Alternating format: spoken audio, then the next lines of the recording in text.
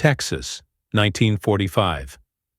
The morning sun hasn't yet burned through the fog that clings to the wire fences of Camp Hearne, one of America's vast prisoner-of-war camps. Rows of wooden barracks stand silent under the pale orange sky. The sound of boots crunching gravel breaks the stillness. A whistle blows. German women, nurses, auxiliaries, secretaries, step out of their quarters, eyes down, clutching their few belongings. The war in Europe is ending, but here, behind American fences, fear has not yet surrendered. A U.S. Army sergeant reads orders in a clipped tone. All prisoners, proceed to the shower block. Soap will be distributed. The guards expect routine, hygiene, regulation.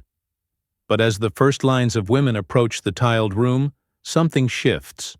A low murmur, then trembling, then sobs. To the Americans, it's confusion. Why are they crying? To the Germans, it's terror. The word shower doesn't mean cleansing. It means death. Steam rises, mingling with the Texas heat, and within minutes, the entire building fills with the sound of women weeping. What the guards thought was a simple hygiene routine turned into a moment of haunting remembrance and a shattering window into the psychological wreckage of war. By the final years of World War II, the United States found itself in possession of one of the largest prisoner populations in the world. From 1943 to 1946, more than 425,000 German prisoners of war were shipped across the Atlantic, captured in North Africa, Italy, and France, and distributed among over 700 camps spread across the American heartland. Texas alone hosted more than 50 of them. The vast open plains, rail access, and mild climate made it ideal for housing thousands of men and women displaced by battle. Towns like Hearne, Mexia, and Huntsville became temporary homes for those who had once served under the banners of the Third Reich. The barbed wire fences, watchtowers, and wooden barracks seemed familiar to the Americans, echoes of military order. But to the prisoners it was something else, a strange contradiction. Inside these American camps, they found electric lights, hot meals, medical care, and Geneva Convention compliance. Luxuries many had not known even in Germany's own barracks. In Hearne, nicknamed the Fritz Ritz by locals, life followed strict routine.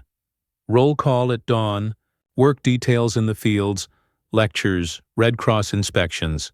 For the men, it was a waiting game. For the war to end, for a letter from home, for news of defeat or surrender. But for the few German women who arrived later, nurses, clerks, and Luftwaffe auxiliaries captured in the collapse of the Reich, the camp represented a far deeper uncertainty. They were not combatants.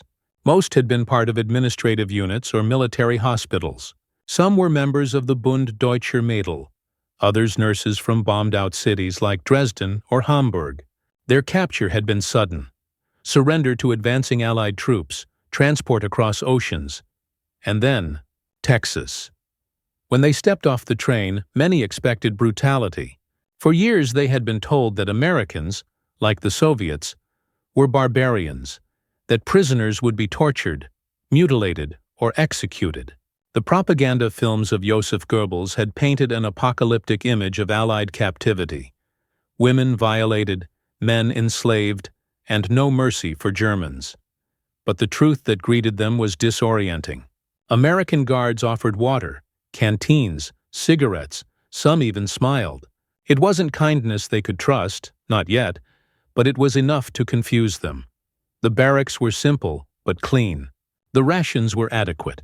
There was bread, real bread. To those who had survived the collapse of Germany, the firestorms, and the hunger, it almost felt civilized. And yet something in the air remained tense. Even as they adjusted to the rhythm of camp life, the shadows of the Reich clung to their thoughts. News filtered in through rumors of mass graves, camps liberated, and names whispered in disbelief.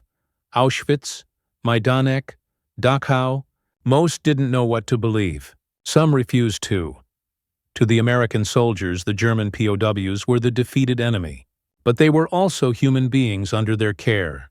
The U.S. Army had learned from the First World War.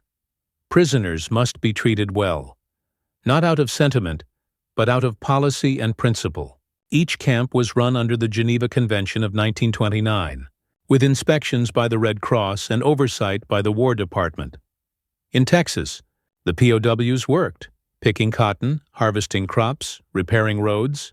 In exchange, they were paid in canteen coupons, used to buy small luxuries, tobacco, postcards, shaving soap. But beneath the quiet order, a deeper psychological drama was unfolding, one the Americans couldn't see.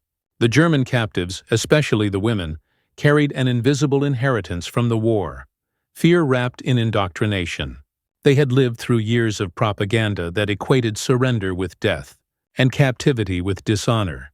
And when that fear met the surreal safety of a Texas camp, safety that felt wrong, almost unearned, it created a strange kind of confusion, one that would soon explode in a way no one expected. Because for these women, the danger wasn't outside the wire. It was inside their own memories.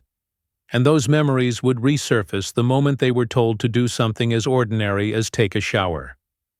In 1945, the German Reich was collapsing. The Allies were pushing through the Rhineland, Soviet forces closing on Berlin. Across the front lines, German surrender became a daily routine.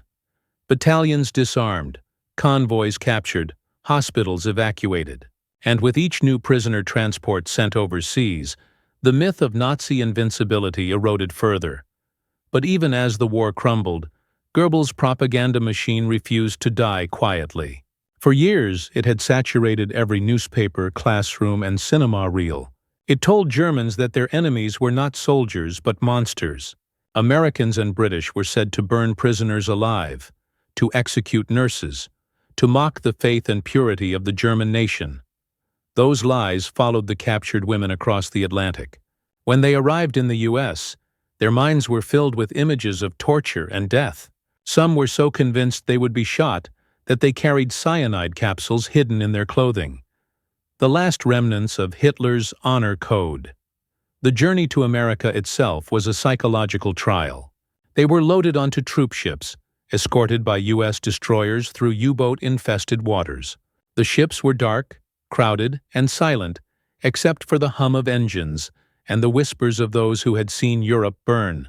By the time they saw the coast of Texas, many hadn't slept properly in weeks. The first sight of Camp Hearne came as both shock and disbelief. The fences were there, yes, but beyond them were green fields, trees, and open sky. No smokestacks, no barking dogs, no guards with whips. The camp looked like something out of another world, almost peaceful. The U.S. Army followed a simple rule. Prisoners were to be treated not as enemies, but as temporary guests of war. It was a gesture of democracy, a statement that even in victory, the United States would not mirror the cruelty it had fought against. But that principle had unexpected consequences, because for many of these women, the sudden kindness, the food, the soap, the beds, it all felt like an illusion, a trap. They could not yet understand that the war for them was over. Inside the barracks, rumors spread like wildfire. Some whispered that the camp was only a holding site, that the real processing would come later. Others believed the showers were not for washing, but for execution. To understand why, one must step into the mind of 1945 Germany. By then, reports of showers used as gas chambers had begun to leak even into the Wehrmacht's lower ranks. Soldiers returning from the east spoke in whispers about what they had seen in Poland: trains, smoke, human ash. Civilians heard fragmented truths: relatives who disappeared after resettlement, camps surrounded by secrecy. For many, the full horror was beyond comprehension, yet subconsciously, it lived in them. So when the guards in Texas, following standard military hygiene, ordered the new arrivals to bathe, the words triggered something primal. A few women reportedly froze in line. Others began trembling uncontrollably. One nurse dropped the bar of soap she had been given, staring at it as though it were poison. The American soldiers were bewildered. They saw fear they couldn't explain, fear that seemed too deep for mere modesty or shame. In later interviews, one guard recalled, They looked at us like we were leading them to their deaths. And then some of them began crying, really crying. The kind of crying that comes from the soul. The irony was unbearable. These women, once part of a regime that spread terror across continents, now stood trembling in terror themselves. Not from violence, but from the ghosts of their own nation's crimes. In that moment, the war's true horror revealed itself, not in battlefields or bombings, but in the quiet psychological ruins it left behind. The showers would proceed. No harm came to them, but the image of that morning, steam, sunlight, and tears, would remain in the memory of every witness. For the Americans, it was a lesson in empathy they had not expected. For the Germans, it was the first faint realization that their world, the world they thought they knew, had been built on lies. And as the days passed, those lies began to unravel further, through conversations, through newspapers, and through the small, unspoken gestures of humanity that crossed the barbed wire. It was here, in the quiet fields of Texas, that the real deprogramming of Nazi Germany began. From a distance, the scene at Camp Hearne might have looked ordinary. An efficient military facility, rows of prisoners, a daily schedule posted on a wooden board.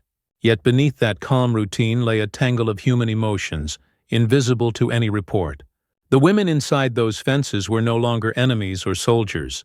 They were individuals in suspension, caught between guilt and survival, between indoctrination and awakening. The human angle. Fear. Transformed. Fear was the first language of the camp. It arrived before the women did, carried across oceans in their imaginations. Years of slogans, posters, and radio speeches had painted Americans as beasts. When they were handed soap, the associations were instant. In their minds, soap and showers meant gas, and the guards outside the door were executioners. But what followed that breakdown was not punishment. It was gentleness. The sergeant ordered the water turned on, waited, and reassured them one by one. The guards' confusion slowly turned to compassion. For some of those young American soldiers, many barely 20, it was the first time they saw the psychological depth of the enemy's conditioning. They realized that war wasn't only fought with bullets. It was fought with ideas, with fear itself. The psychological angle, unlearning a world. In the weeks that followed, the women began to shed layers of ideology like old uniforms. A nurse named Lieselotte Krause, once a loyal believer in Hitler's eternal Germany, later wrote in her Red Cross debriefing that she did not know who to be anymore. She described nights lying awake, hearing train whistles in her dreams, unable to tell which memories were real and which were propaganda. American psychiatrists who visited the camps later called this state cognitive dislocation. How, when prisoners suddenly confront a moral universe opposite to the one they were raised in. For many of these women, that realization began not in a classroom or interrogation room, but in that shower block, when water fell instead of gas. It was the moment the myth cracked. The moral angle, duty versus decency. For the American guards, the incident also raised moral questions. What does victory demand, vengeance or virtue? Their orders were clear. Treat POWs according to the Geneva Convention. But that morning, when confronted with weeping prisoners, the rule book felt inadequate. They saw not Nazis, but broken human beings. Some wrote in letters home that it was the first time they questioned the simplicity of good versus evil. Private Harold Benton from Oklahoma wrote to his mother, "Ma, they were scared to death of us. I reckon if we'd seen what they'd seen in Europe, we'd be scared too." That moral clarity, compassion over cruelty, became a quiet cornerstone of America's post-war identity. The U.S. wanted to show the world that civilization could prevail even in victory. The cultural angle. Two worlds collide. The cultural collision inside the fences was almost cinematic. The Texans brought baseball, jazz, and cornbread. The Germans brought Beethoven, discipline and longing for order. Soon after the incident, something began to change. Prisoners joined camp orchestras.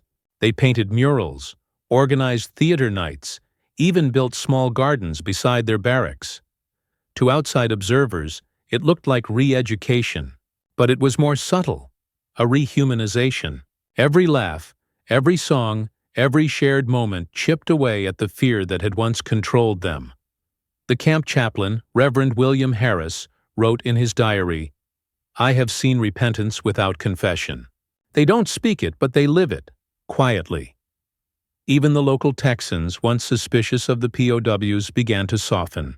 Farmers who employed prisoners for fieldwork returned them with small gifts: a hat, a letter, a slice of pie. Humanity was contagious. The historical angle. America's silent experiment behind the scenes.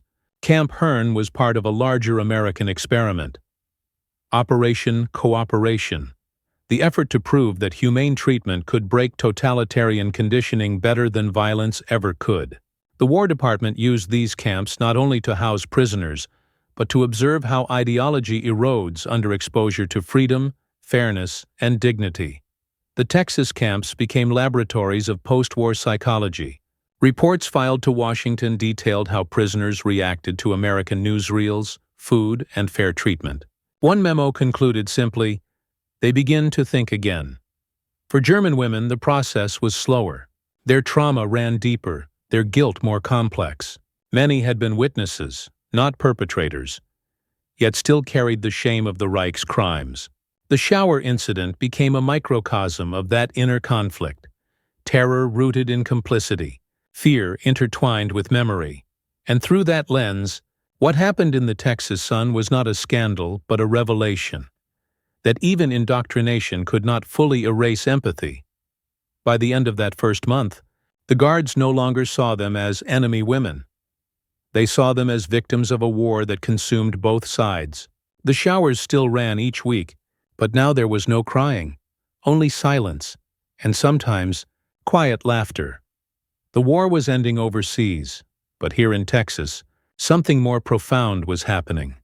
The war inside the human mind was slowly ending too. The tactical angle. Captivity as a weapon of morality in the military archives. The Texas POW system is often cited not for its fences or guards, but for its strategy of restraint. While Europe burned, America's approach to captivity was deliberate. To win not just through force, but through example. The camps were to reflect democratic discipline, order without oppression, control without cruelty. To many U.S. officers, humane treatment wasn't sentimentality. It was strategy. Every prisoner treated with dignity became a living message that the Allied cause was just. In this sense, Camp Hearne was as much a psychological front as the beaches of Normandy or the skies over Berlin.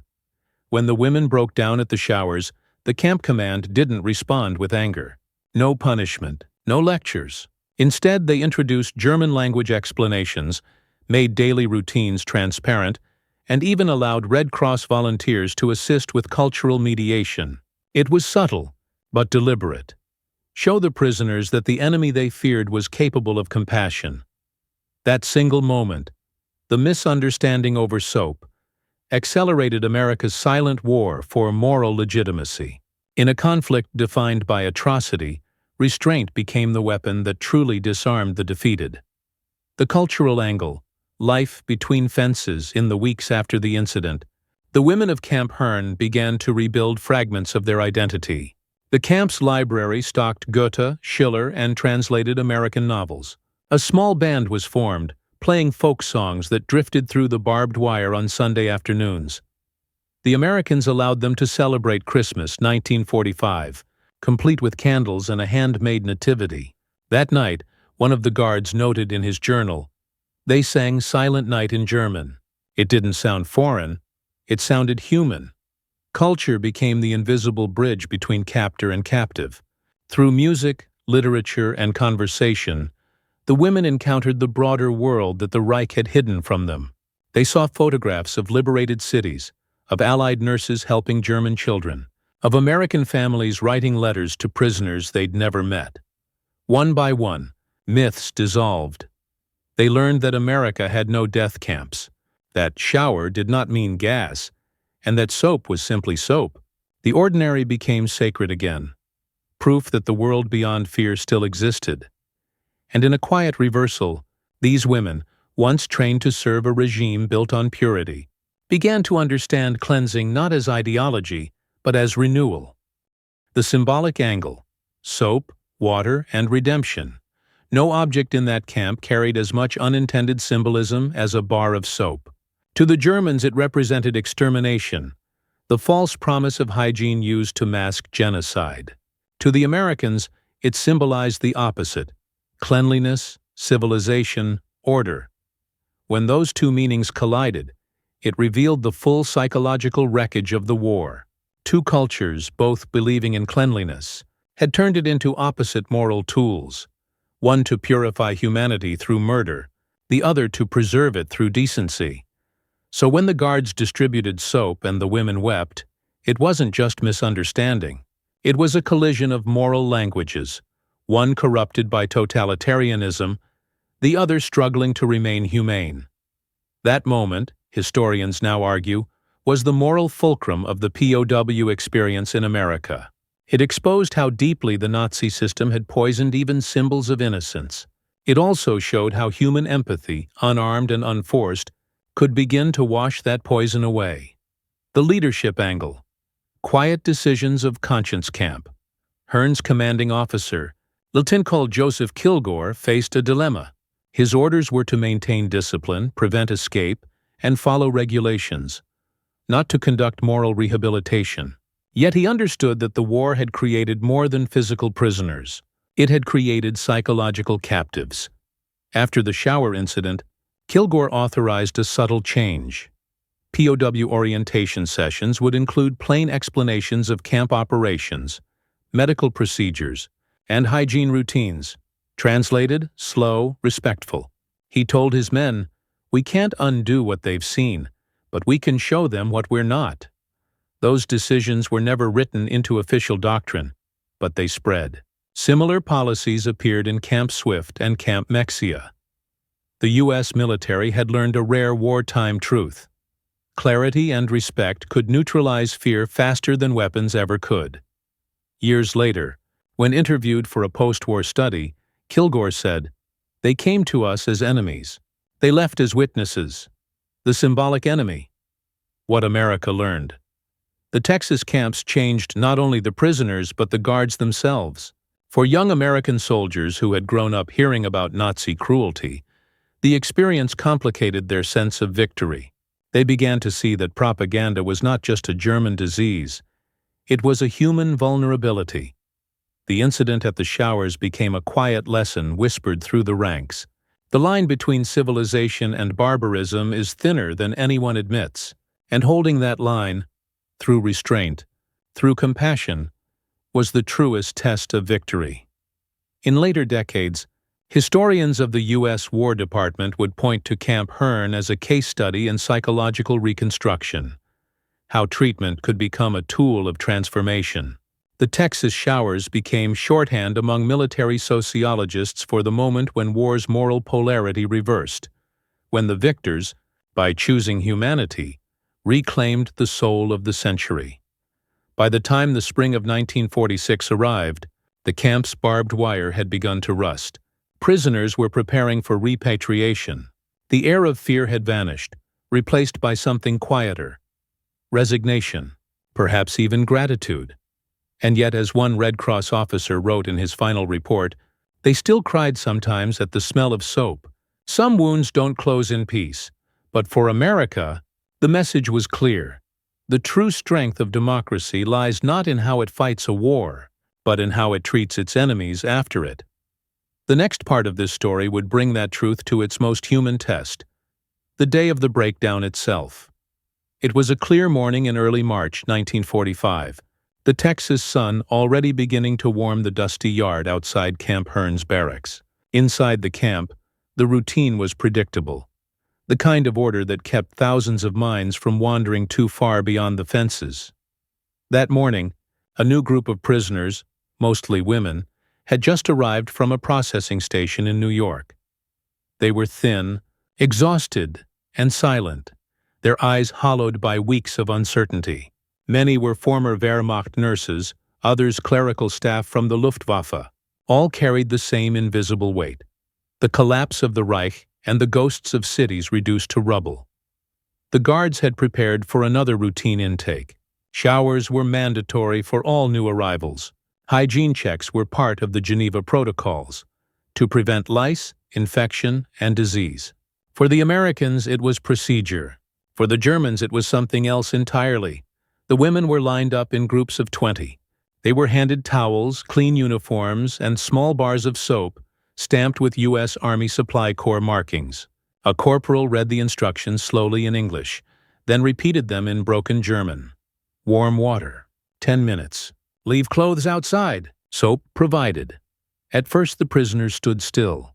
Then came whispers, short, trembling, urgent. Duschen? Sie wollen uns duschen lassen. They want us to shower. One woman, no older than 23, began shaking uncontrollably. Another refused to move, pressing her back against the barrack wall. The line broke into murmurs, some praying quietly, others clutching the soap as if it were a weapon. The American guards looked at each other confused. To them this was absurd. It was just water, just soap. But to the prisoners those words, shower, soap, cleansing, had been twisted by years of Nazi fear-mongering into signals of death. They had heard rumors, everyone had, that the Jews had been told to shower before being gassed. That disinfection was a lie. That soap was made from the bodies of the dead. And now, halfway across the world, in the safety of America, the past came roaring back.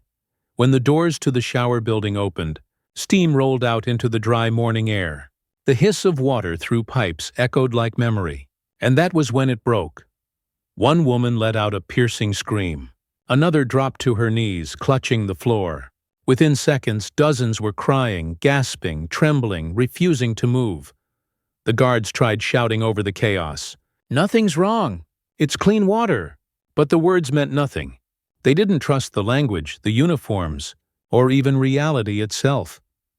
One of the camp nurses, Corporal Ruth Mallory, later wrote in a field letter preserved by the National Archives. They cried like they were already dead. I didn't understand it then. I only knew we had broken something inside them. She was the first to act differently. Mallory stepped inside the shower room fully clothed and turned the water on over herself. The women froze. They watched as water soaked her uniform, her hair.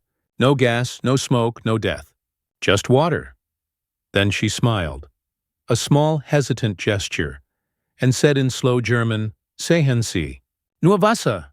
Sie?" Just water. It took minutes, maybe hours. No one remembers exactly. But eventually the trembling lessened. A few women stepped forward, then more. The sound of sobbing softened into silence. When the water touched their skin, some broke down again. Not from fear this time, but from release. For the first time in years they were being washed, not cleansed by ideology, not stripped of identity, but human again. Outside, the guards stood in uneasy quiet. None of them spoke. They didn't yet understand the full scope of what they had witnessed.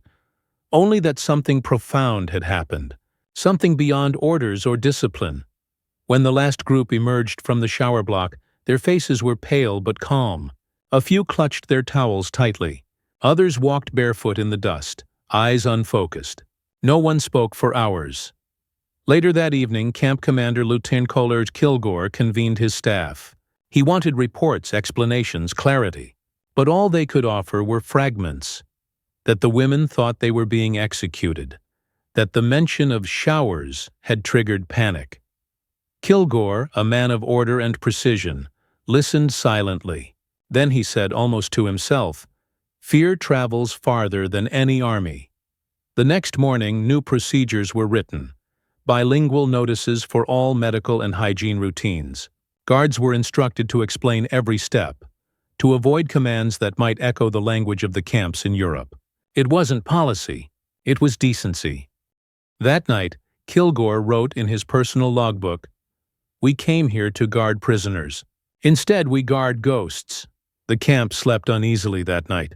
Some of the women whispered prayers in the dark. Others simply stared at the ceiling, unsure whether they should feel shame, relief, or grief. And among the guards, a quiet realization spread. that the war had not only broken nations but also the human meanings of ordinary things: water, soap, words. The next morning the sun rose over the barbed wire like any other day, but Camp Hearne would never be the same. What had started as a misunderstanding had revealed the deepest scar of the war, a scar carved into the human psyche, invisible but unhealed. The next day, the camp was silent. Not the usual military quiet, but the kind that follows something sacred, or something unbearable. Guards moved slower. Prisoners spoke softer. Even the wind seemed cautious as it passed over the wire fences and canvas roofs. What had happened in the shower block was already known throughout Camp Hearne. Word traveled fast, not through official reports but through whispers in kitchens, canteens, and guard towers. Everyone knew that the women had broken down. Everyone knew why. Inside the barracks, the women sat together in stunned silence. For some, the experience had opened a wound they didn't know existed. For others, it was the first time they understood the terror they themselves had lived under. They realized that they had been ruled not by honor, but by fear disguised as duty. A few days later, Lieutenant Colonel Kilgore authorized a camp interpreter to speak privately with several of the women. He needed to understand what had happened, not as a commander, but as a man. The interpreter, Erich Weber, was a German-American drafted into the U.S. Army. When he sat with the women, his presence disarmed them. He spoke their language, shared their heritage, but carried the voice of the other side. Slowly, the truth emerged. One woman, Ilse Vogt, explained through tears. "They told us in Germany that the Americans burned prisoners alive. They told us that the showers were gas. We believed it because we had seen the smoke. We heard the trains. We knew something was happening." Another, a nurse from Hamburg, added quietly, "We were not the ones in those camps, but we smelled it. It was in the air." Those statements would later be filed into a Red Cross report under the heading Psychological Effects of Propaganda on Axis Captives. The U.S. Army analysts who read it were stunned. The fear was not random. It was inherited. A national trauma transmitted through lies. For the American guards, many of whom had seen combat in Europe, the realization was sobering. They had fought to destroy Nazism, but here they were confronting its residue. Not in uniform, but in the minds of its victims. The war had not ended with surrender. It had followed its soldiers into captivity. A shared understanding. Over the following weeks, something changed between the captors and the captives. The guards no longer barked orders. They explained, waited, reassured. And the women in turn began to speak more freely, cautiously at first, then with a kind of exhausted honesty. During one inspection, Corporal Mallory, the same nurse who had stepped into the showers that day, noticed a small group of prisoners washing laundry by hand. They were humming a hymn, "Ich hatte einen Kameraden." When she asked what it meant, they told her it was a song for the dead. Mallory wrote in her diary, "They weren't mourning Germany. They were mourning what they'd become." Moments like these became quiet bridges. Some of the guards began teaching English phrases. The women taught German songs in return. They shared bread, stories, and eventually, fragments of truth. Through those conversations, the Americans learned that most of the women had not been Nazis by conviction, but by circumstance. They had served, obeyed, survived, and carried guilt for surviving. The unofficial investigation, a few weeks later, military investigators from the War Department's Psychological Warfare Division arrived to document the event. They were conducting a broader study on the mindset of German POWs in American custody. Their report on Camp Hearne, declassified decades later, noted, "The emotional collapse during the shower inspection provides valuable evidence of Nazi psychological conditioning. The subjects displayed reflexive terror associated with the language of hygiene, demonstrating the pervasive reach of propaganda beyond the battlefield." The report recommended expanding cultural orientation sessions across POW facilities, teaching German prisoners the principles of democracy, international law, and human rights. But within Camp Hearne, those lessons had already begun organically, through empathy, not lectures. Kilgore's approach was subtle. He didn't preach morality. He enforced transparency. Before any medical check, any sanitation procedure, any relocation, his staff now explained why. The effect was profound. Within a month, the camp's atmosphere changed entirely. Moments of redemption. As spring deepened into summer, the women of Hearne began to reclaim fragments of normalcy.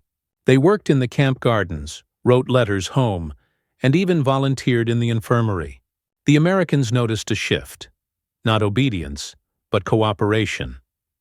One afternoon, Kilgore was walking the perimeter when he saw two prisoners hanging laundry on the wire fence. When he approached, they stiffened, until he realized they were drying the same white towels used in the showers. The symbolism was unintentional but powerful. The towels swayed gently in the warm Texas wind, banners of peace in a place built for war. That evening, Kilgore wrote another line in his logbook. War taught them to fear the shower. Peace must teach them to trust it. The moment's legacy news of the incident never reached the headlines. It remained a quiet memory, shared only in letters, diaries, and the Red Cross reports that gathered dust for decades. But its meaning endured. For the prisoners, that day marked the moment they stopped being soldiers of a collapsing regime and started becoming witnesses of its horror. For the guards, it was the moment they understood the weight of victory, that defeating evil was not only about force, but about restoring faith in humanity itself.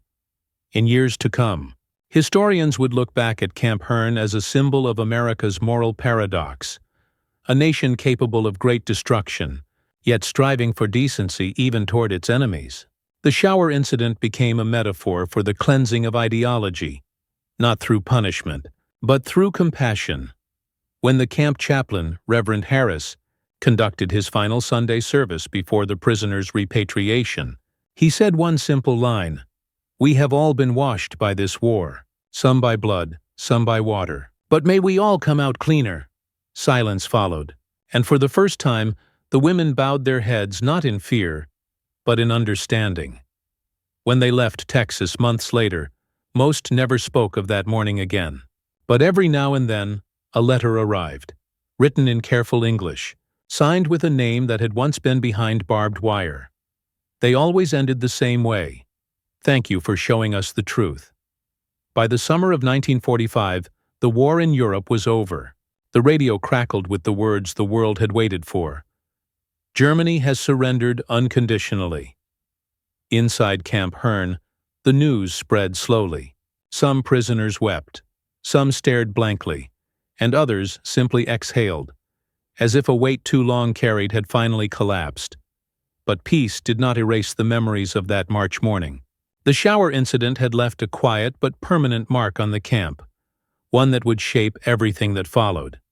Administrative consequences for Lieutenant Kilgore, the camp's commanding officer. The episode became a reference point in all his subsequent reports.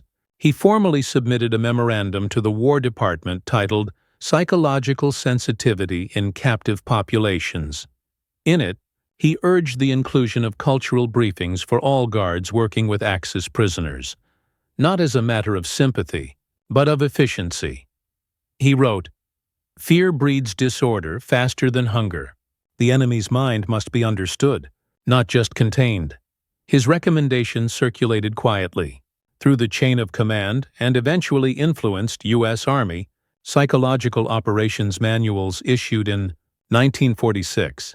Those documents later guided the handling of displaced persons and POWs in post-war Germany, any small but meaningful legacy that began in a shower room in Texas. Psychological healing for the women who lived through it. Recovery was complex.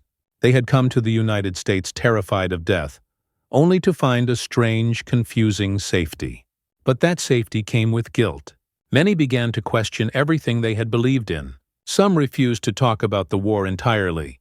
Others found themselves weeping without knowing why.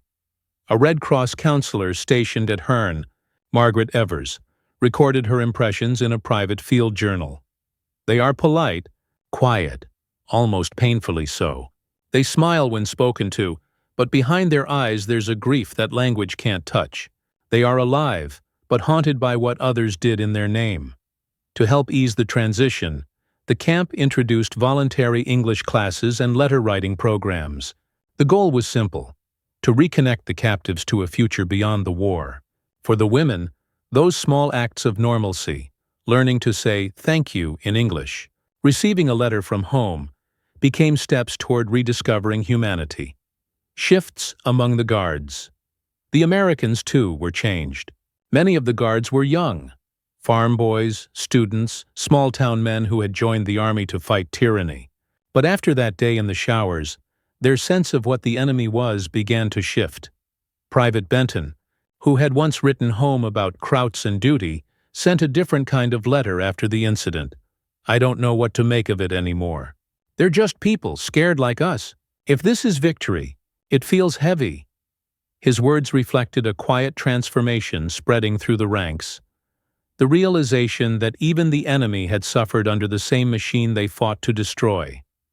For some soldiers, that experience would shape their lives after the war. A handful went on to study psychology, diplomacy, or theology. One, Corporal Mallory, later became a nurse in post-war Europe, working with displaced civilians.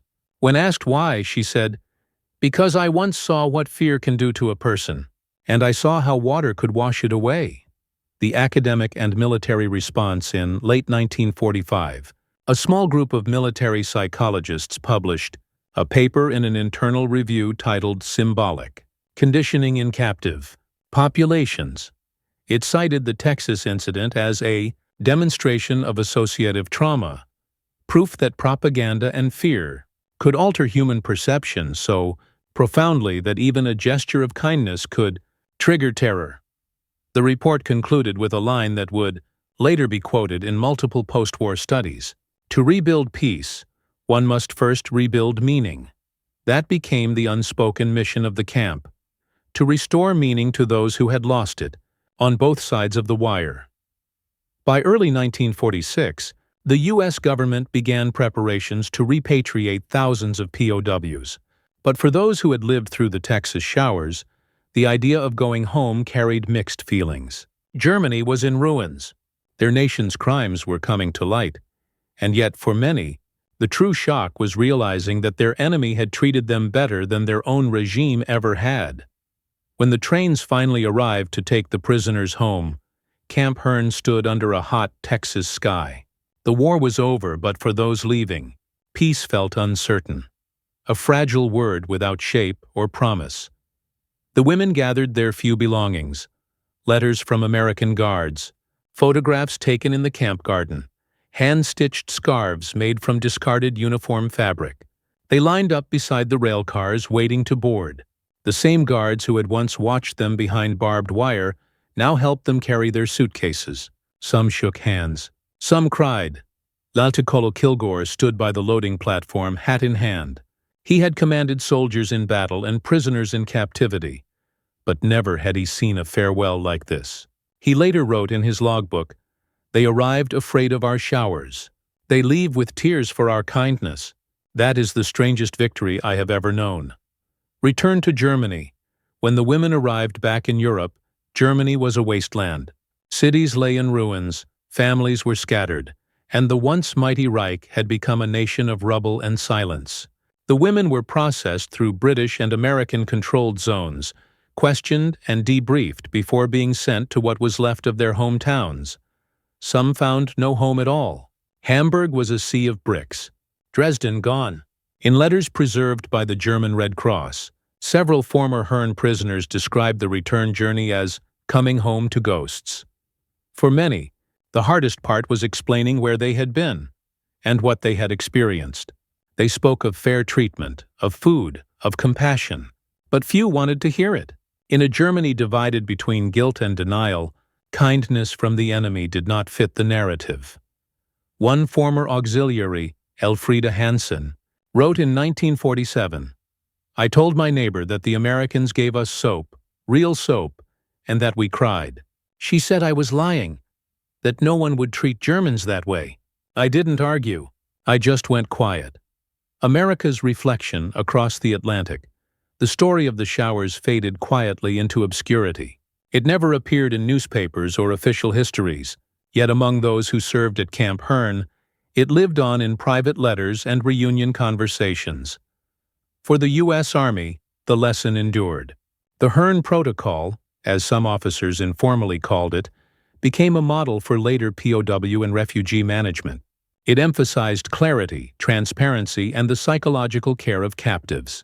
In Korea, in Vietnam, and later humanitarian operations, echoes of that policy could be traced, all born from one morning in Texas when empathy proved stronger than fear.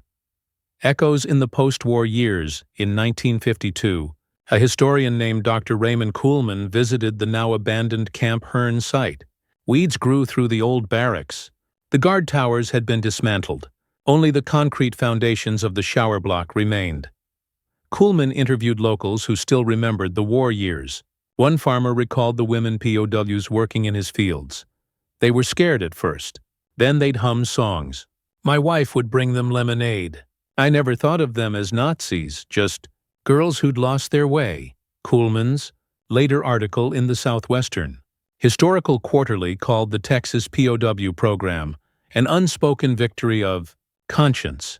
He concluded that the moral experiment of humane captivity had done more to dismantle fascist thinking than any battlefield. Could lingering shadows, but, for the women themselves, the memories never left. The smell of soap, the hiss of water, small, ordinary sounds could still summon the terror of that morning. Some avoided public baths for years. Others found comfort only in silence. One, Ilse Vogt, who later emigrated to Canada, was interviewed in 1975 for a documentary on POWs. She said softly, "When they told us to shower, I thought I would die. But when I felt the water, I cried again, because I realized how much we had been lied to. That moment saved me. It washed something out of me that I didn't know was there." Her words captured what the war had done, and what the camp had undone. When the U.S. finally closed Camp Hearne, the last of its prisoners gone, the buildings were torn down and the land returned to pasture. But the memory lingered in whispers, of the day soap and water became instruments not of death, but of truth.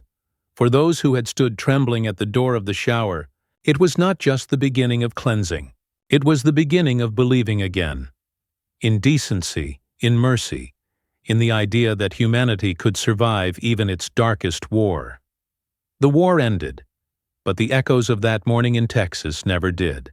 In the annals of World War II, history often remembers the grand strategies, the generals, the battles, the numbers.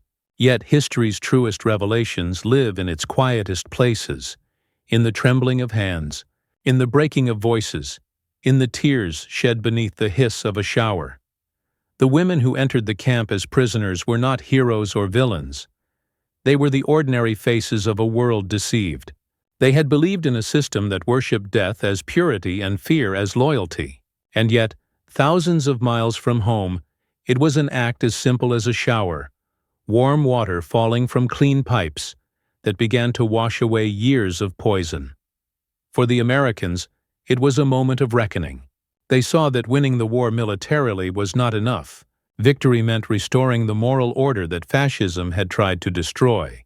In that moment, compassion became the truest form of strength. Camp Hearne stands today as a quiet patch of grass in the heart of Texas. Its barracks gone, its guards long buried. But if you walk the land, you can still imagine the echo of that day.